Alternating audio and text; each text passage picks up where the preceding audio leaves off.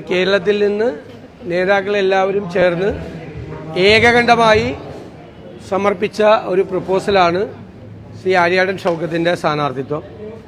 അത് ബഹുമാനപ്പെട്ട കോൺഗ്രസ് പ്രസിഡന്റ് അത് സ്വീകരിച്ച് അത് പ്രഖ്യാപിച്ചതിലുള്ള സന്തോഷം പ്രകടിപ്പിക്കുന്നു.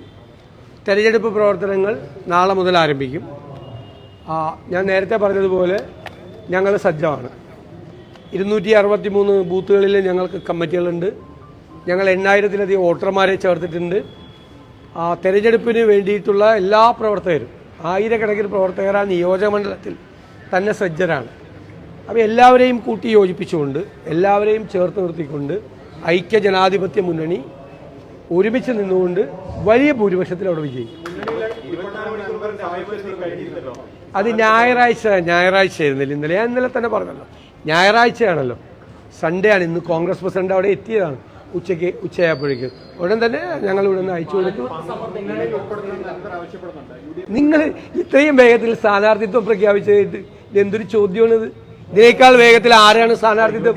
അല്ലല്ലേ, അത് ഞങ്ങൾ പറഞ്ഞു അത് സൺഡേ ആണെന്ന് ഞാൻ പറഞ്ഞു. സൺഡേ ആണെന്ന് ഞാൻ പറഞ്ഞു. 2-3 മണിക്കൂർ വൈകിയാണ്. സൺഡേ ആണെന്ന് ഞാൻ ഇന്നലെ തന്നെ പറഞ്ഞു. സൺഡേ ഇന്നലെ ACC ഇല്ല. വേറൊന്നും ചോദിക്കാനില്ലെങ്കിൽ വേറെ വല്ല ചോദിക്കുക നിങ്ങൾ.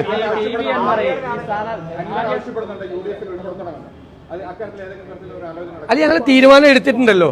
അദ്ദേഹം UDF-ന്റെ ഭാഗമാകും എന്നുള്ള തീരുമാനം എടുത്തിട്ടുണ്ട്. അതെങ്ങനെയാണ് UDF-ന്റെ ഭാഗമാകേണ്ടതെന്ന് എല്ലാവരോടും ചർച്ച ചെയ്ത് തീരുമാനം അത് ഉടൻ തന്നെ പ്രഖ്യാപിക്കും. ഞാൻ ഇന്നലെ തന്നെ പറഞ്ഞല്ലോ.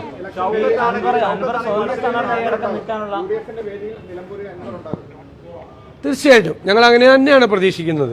അദ്ദേഹം ഇന്നലെ നിങ്ങളോടല്ലേ പറഞ്ഞത്, ഏത് UDF സ്ഥാനാർത്ഥി വന്നാലും ആ UDF സ്ഥാനാർത്ഥി വലിയ ഭൂരിപക്ഷത്തിൽ ജയിക്കും, അദ്ദേഹത്തിന് പിന്തുണ ഉണ്ടാവുന്ന അദ്ദേഹം തന്നെ പറഞ്ഞല്ലോ ഇന്നലെ. അത് നിങ്ങളുടെ സാങ്കല്പികമായ ചോദ്യങ്ങളല്ല. അതിനൊക്കെ ഞാനെങ്ങനെ മറുപടി പറയുന്നത്? നിങ്ങളിങ്ങനെ ഇരുന്ന് ആലോചിച്ച് സാങ്കല്പികമായി ഒരു ചോദ്യം ഉണ്ടാക്കി എന്നോട് ചോദിച്ചിട്ട് ഞാൻ എന്നിട്ട് മറുപടി പറയാൻ പറഞ്ഞു കഴിഞ്ഞാൽ അതെന്ത് ചോദ്യമാണ്? അല്ലെന്ന് ഞങ്ങൾ പറഞ്ഞില്ലേ, കോൺഗ്രസ് പ്രസിഡന്റ് തിരിച്ചെത്തേണ്ട അദ്ദേഹം ഒപ്പിടേണ്ടതിന്. അദ്ദേഹം ഡൽഹിയിൽ എത്താനുള്ള താമസമാണ് ഉണ്ടായത്.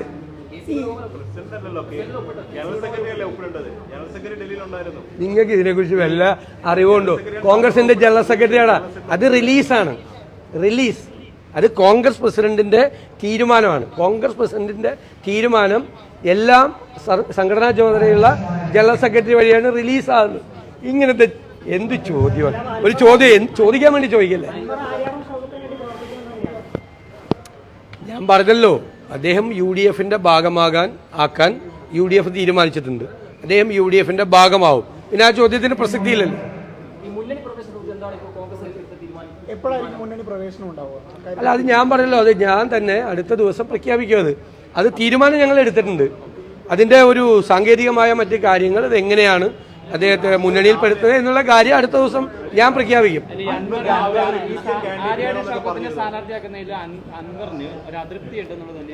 അദ്ദേഹം ഇന്നലെ നിങ്ങളോടല്ലേ പറഞ്ഞത്, കോൺഗ്രസ് ഏത് സ്ഥാനാർത്ഥിയെ പ്രഖ്യാപിച്ചാലും ആ സ്ഥാനാർത്ഥിക്ക് ഞാൻ പിന്തുണ നൽകുമെന്ന് അദ്ദേഹം പറഞ്ഞില്ലേ. നിങ്ങൾക്ക് ഒന്നും കിട്ടാൻ നിങ്ങളുടെ പ്രശ്നം എന്ന് വെച്ച് കഴിഞ്ഞാൽ, നിങ്ങളുടെ പ്രശ്നം ഞാൻ പറഞ്ഞുതരാം. നിങ്ങൾ വിചാരിച്ച് കോൺഗ്രസിൽ ഭയങ്കരമായ പ്രശ്നം ഉണ്ടായി വാർത്ത ഉണ്ടാവും എന്ന് വിചാരിച്ചു. അത് നടന്നില്ല. അന്നാ പിന്നെ അൻവർ വെച്ച് വാർത്തയൊക്കെ ഉണ്ടാക്കി. ഒരു വാർത്ത ഉണ്ടാക്കിയിട്ട് കാര്യമില്ല. നിങ്ങൾ പാലക്കാട് ആദ്യത്തെ ഞാൻ പറഞ്ഞുകൊണ്ടിരിക്കുക, നിങ്ങൾ ചോദിക്കാൻ പാടില്ല. ഞാൻ സംസാരിച്ചുകൊണ്ടിരിക്കുമ്പോൾ നിങ്ങൾ ചോദിക്കാൻ പാടില്ല. നിങ്ങൾ ചോദിക്കുമ്പോൾ ഞാൻ സംസാരിക്കില്ല. അതൊക്കെ ഒരു മര്യാദയുടെ പ്രശ്നമാണ്. ഞാൻ പറയും, നിങ്ങൾ ഈ ചോദ്യം ഇപ്പം നിങ്ങൾ അൻവർ വെച്ചുകൊണ്ട് ചോദിച്ചുകൊണ്ടിരിക്കുക. നിങ്ങൾ പാലക്കാട് എന്തൊക്കെയാണ് ചെയ്തത്? ആദ്യത്തെ ആഴ്ച കുറേ പേര്, എല്ലാവരും അല്ല, കുറച്ച് പേര് എന്തൊക്കെയാണ് ചെയ്തത്? വല്ല സംഭവിച്ച ഇത് അതുപോലെ തന്നെ വലിയ ഭൂരിപക്ഷത്തിൽ നിലമ്പൂരിൽ ഐക്യ ജനാധിപത്യ മുന്നണിയുടെ സ്ഥാനാർത്ഥി ശ്രീ ആര്യാടൻ ഷൗക്കത്ത് വിജയിക്കും. ഇത് കോൺഗ്രസിന്റെ തീരുമാനമാണ്, പാർട്ടി തീരുമാനമാണ്. ഞങ്ങൾ എല്ലാ ഘടകകക്ഷികളോടും കൂടി ആലോചിച്ചെടുത്ത ഒരു തീരുമാനം കൂടിയാണ്. UDF-ന്റെ സ്ഥാനാർത്ഥിയാണ് ഇപ്പോൾ ആര്യാടൻ ഷൗക്കത്ത്. അത്രയേ ഉള്ളൂ.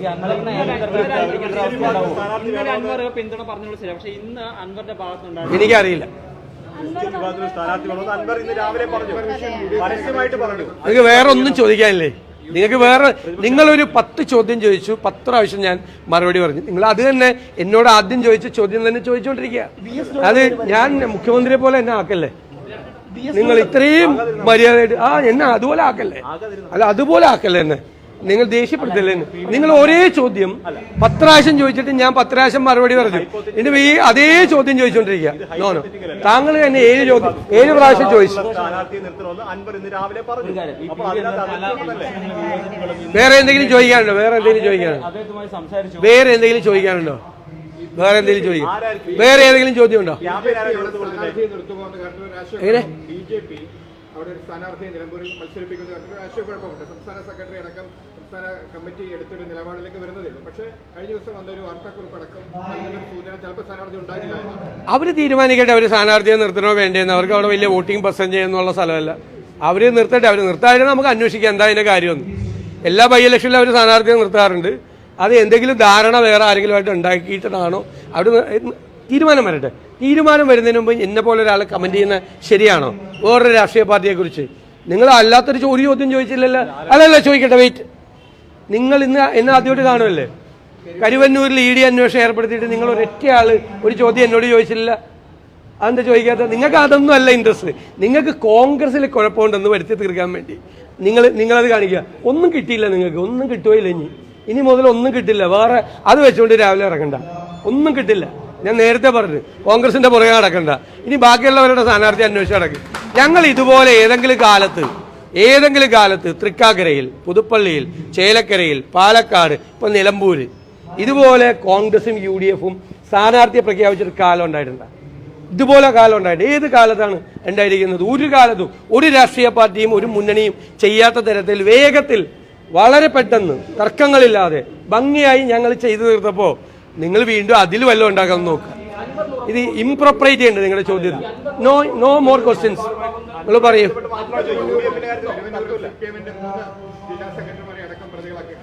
കരുവന്നൂരിൽ CPM നേതാക്കളുടെ അറിവോടുകൂടി നേരത്തെ തന്നെ അറിയാം.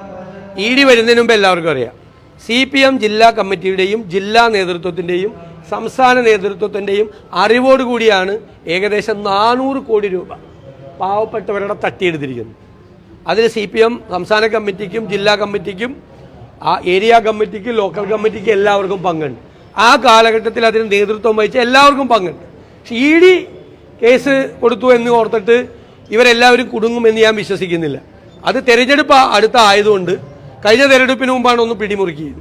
ഇപ്പം അടുത്ത ലോക്കൽ ബോഡി തെരഞ്ഞെടുപ്പും അസംബ്ലി തെരഞ്ഞെടുപ്പും വരാൻ പോകുമ്പോഴാണ് ഒന്നുകൂടി പിടിമുറുക്കാൻ പോകുന്നത്. അത് ബാർഗെയിൻ ചെയ്യാൻ വേണ്ടിയിട്ടുള്ള ഒരു കാര്യമാക്കി മാറ്റും എന്ന സംശയവും പേടിയും ഞങ്ങൾക്കുണ്ട്. ഇതിനു മുമ്പും അതുപോലെ ചെയ്തത്. സ്വർണ്ണക്കള്ളക്കടത്ത് കേസിലെ ED അന്വേഷണം കുറച്ചു പേരിൽ മാത്രം ഒതുക്കി CPM നേതാക്കളെ മുഴുവൻ രക്ഷിക്കുന്ന ഒരു കോംപ്രമൈസാണ് ഉണ്ടായത്. കൊടകര കുഴൽപ്പണ കേസിലുണ്ടായതുപോലുള്ള പരസ്പരം പുറംചൊറിഞ്ഞു കൊടുത്തുകൊണ്ടുള്ള ഒരു കോംപ്രമൈസാണ് ഉണ്ടായത്. അപ്പോൾ കരുവന്നൂരിൽ അവിടെ 300 കോടി രൂപ മുതൽ 400 കോടി രൂപ വരെ ജനങ്ങളുടെ CPM കട്ടെടുത്തു എന്ന യാഥാർത്ഥ്യമാണ്. CPM എന്ന് പറയുന്ന പാർട്ടി കൂടി ഇപ്പൊ പ്രതിയായിരിക്കുകയാണ് കേരളത്തിൽ. എല്ലാ കട്ടെടുത്തില്ല നിങ്ങൾ ആരും പറയില്ലല്ലോ. ക്ലിയർ ആണ്. ഇപ്പോഴും കാശ് കിട്ടാതെ ആളുകളുണ്ട്. ഓപ്പറേഷൻ പോലും പണം കിട്ടാതെ, മകളുടെ വിവാഹത്തിന് പണം കിട്ടാതെ, വീട് വയ്ക്കാനുള്ള പണം അവിടെ നിക്ഷേപിച്ചിട്ട് കിട്ടാത്ത 100 കണക്കിന് നിക്ഷേപകരുണ്ട്. ഞങ്ങളെയൊക്കെ അവരെപ്പോഴും വന്ന് കാണുകയും വിളിക്കുകയും തൃശ്ശൂരിലെത്തുമ്പോൾ കാണുകയും തിരുവനന്തപുരത്ത് വന്ന് കാണുകയൊക്കെ ചെയ്യുന്നതാണ്. ഒരു പാർട്ടി കൊള്ളയടിച്ചാണ് നേതൃത്വത്തിന്റെ അറിവോടുകൂടി പാവപ്പെട്ടവന്റെ പണം, അവരധ്വാനിച്ച പണം കൊള്ളയടിച്ചാണ് ഒരു പാർട്ടി. CPM എന്ന് പറയുന്ന ഒരു പാർട്ടി അതിന് കൂട്ടുനിന്നു. ഞാൻ പറഞ്ഞു, നിങ്ങൾ ചോദിക്കും കോൺഗ്രസ് ഭരിച്ച ബാങ്കുകളിലൊക്കെ ഉണ്ടായിട്ടുണ്ടെങ്കിൽ ഞങ്ങൾ നടപടി എടുത്തിട്ടുണ്ട്, ഞങ്ങൾ അറിഞ്ഞിട്ട് ഞങ്ങൾ നടപടി എടുത്തിട്ടുണ്ട്. ഞങ്ങൾ ഇവരെ ആരെയും പ്രോത്സാഹിപ്പിച്ചിട്ടില്ല. ഇതല്ല, ഇവരെ പ്രൊട്ടക്ട് ചെയ്യായിരുന്നു. എത്ര വർഷം മുമ്പ് ഈ നേതൃത്വത്തിന് അറിയാമായിരുന്നു, CPM നേതൃത്വത്തിന് അറിയാമായിരുന്നു എന്നു ഇവർ കട്ടെടുത്തുകൊണ്ടിരിക്കുകയാണെന്ന്. അതിന്റെ ഷെയർ മേടിക്കായിരുന്നു. ജില്ലാ കമ്മിറ്റിയുടെ അക്കൗണ്ടിൽ വരെ അതിന്റെ ഷെയർ ഇട്ടെന്നുള്ള കണ്ടുപിടുത്തം നടത്തിയില്ലേ? ഇല്ലേ? ജില്ലാ കമ്മിറ്റിയുടെ അക്കൗണ്ടിലേക്ക് വരെ ആ പൈസ ട്രാൻസ്ഫർ ചെയ്ത് വന്നു.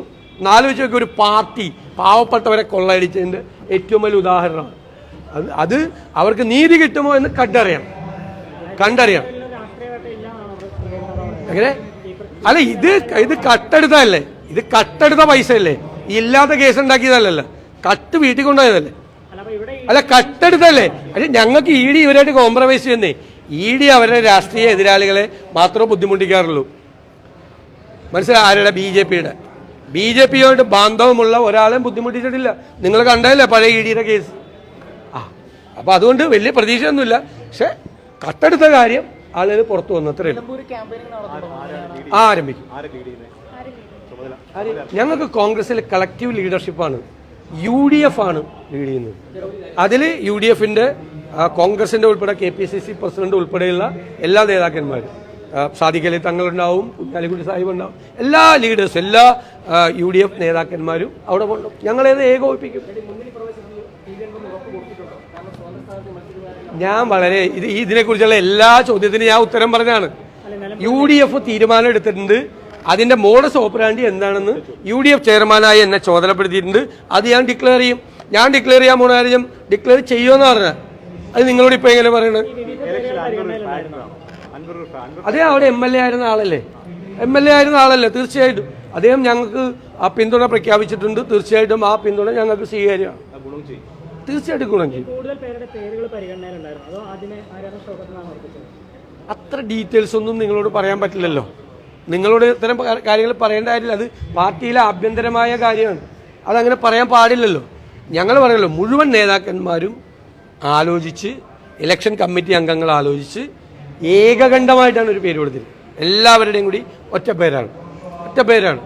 അർഹതയുള്ള ആളുകൾ വേറെ ഉണ്ടായിരുന്നു. അത് ഏത് സീറ്റ് എടുത്താലും അർഹതയുള്ള ആളുകളുണ്ടാവും.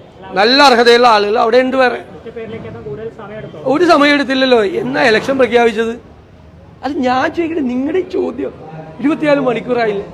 ഞാനത് ഇന്നലെ അപ്പം തന്നെ പറഞ്ഞു, ഞായറാഴ്ചയാണ് എന്നും കൂടി പറഞ്ഞു. അത് നിങ്ങൾ മറന്നുപോയി. ശരിക്കും ഇന്ന് രാവിലെ 9 മണിക്ക് പ്രഖ്യാപിച്ചതിൻ്റെ എഫക്റ്റ് ഉള്ളു അല്ലേ? ശരിക്കും പറഞ്ഞാൽ ഇന്നലെ ഞായറാഴ്ചയാണ്. ഇന്ന് രാവിലെ 9 മണിക്ക് പ്രഖ്യാപിച്ചു, വൈകുന്നേരം 5 മണിക്ക് അനൗൺസ് ചെയ്തെന്ന് വിചാരിച്ചാൽ മതി. ആ സ്പീഡിൽ ഒന്ന് നല്ല വാക്ക് പറയാൻ മോനെ. എന്ത് ചെയ്ത് നമുക്ക് ചെയ്യാൻ പറ്റും? നമുക്ക് അറിയില്ലല്ലോ. മറിച്ച് നമുക്ക് നേരത്തെ അറിയാം. ഇലക്ഷൻ കമ്മീഷൻ ഞായറാഴ്ച പ്രഖ്യാപിക്കുമെങ്കിൽ ഞങ്ങൾ ഇന്നലെ വൈകുന്നേരം ചെയ്തതന്നെ, പ്രഖ്യാപിച്ചതന്നെ. നിങ്ങൾ വിചാരിച്ചിതൊന്നും ഇപ്പൊന്നും വരില്ല എന്ന്. ഞങ്ങളൊക്കെ പറയണത് പറഞ്ഞാണെന്ന് മനസ്സിലായില്ലേ? പറഞ്ഞാണ്.